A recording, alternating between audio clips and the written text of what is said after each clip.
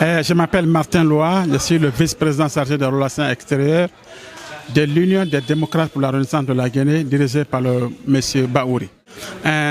Vous vous souvenez que dans la charte des partis politiques, il est recommandé à chaque formation politique de procéder à la formation civique et politique de ses militants.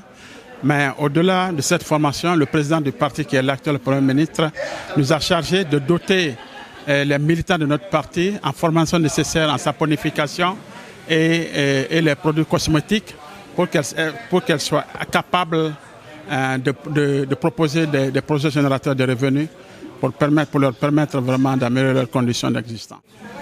Aujourd'hui, il y avait, je crois, une trentaine de femmes qui étaient proposées, qui devaient participer à cette formation.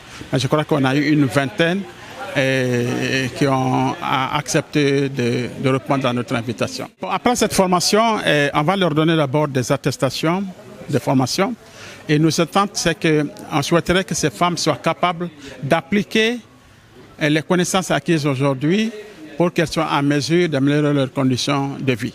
Nous invitons les militants de notre parti à répondre massivement à cette formation-là pour qu'elles soient en mesure vraiment d'initier des projets générateurs de revenus. Aux autres partis politiques, de faire autant que nous, parce que ce sont nos sœurs, ce sont nos épouses, ce sont nos nièces, ce sont nos cousines. Si elles ont la capacité de se prendre en charge, je crois qu'on ne demande pas mieux que ça. C'est Bademba Doumbia, je suis consultant indépendant en saponification. En fait, le parti dans lequel militent ces dames, ces braves dames, m'a invité pour assurer la formation des femmes dans le domaine de la saponification et de cosmétiques. Je suis venu donc pour assurer une formation pratique en vue que les femmes soient aptes à produire leur propre savon et à le vendre au marché.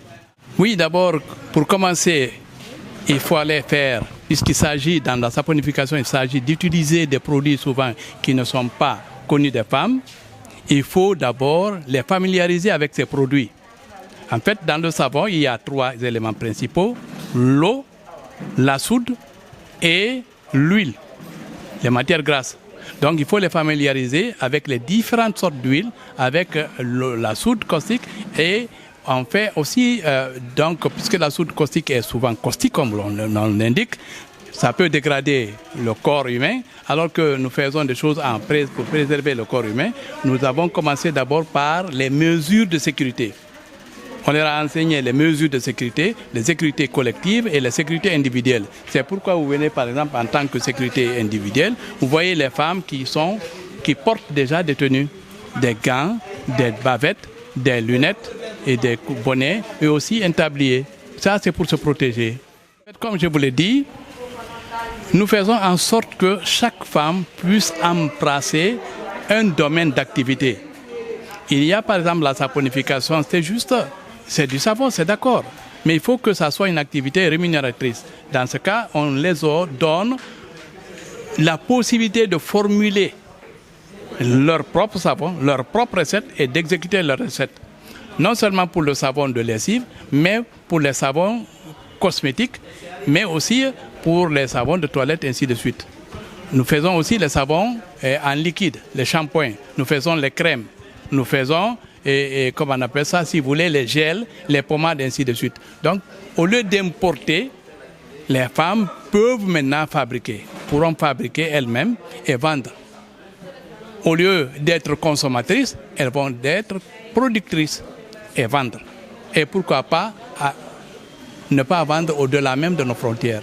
Merci beaucoup. Je suis Madame Kaba Mbalo, la vice-présidente des femmes de l'UDRG, en même temps participante à la formation en saponification. Merci beaucoup pour la question et je commencerai d'abord par remercier les initiateurs de cette formation et le président du parti qui a bien voulu mettre cette formation à la portée des femmes, que je trouve vraiment importante et indéniable vu que nous parlons de la responsabilité et la prise en charge des femmes. Ce que j'ai appris, c'est comment la femme peut se prendre en charge et comment elle peut s'autonomiser en passant par les saponifications, la teinture et autres.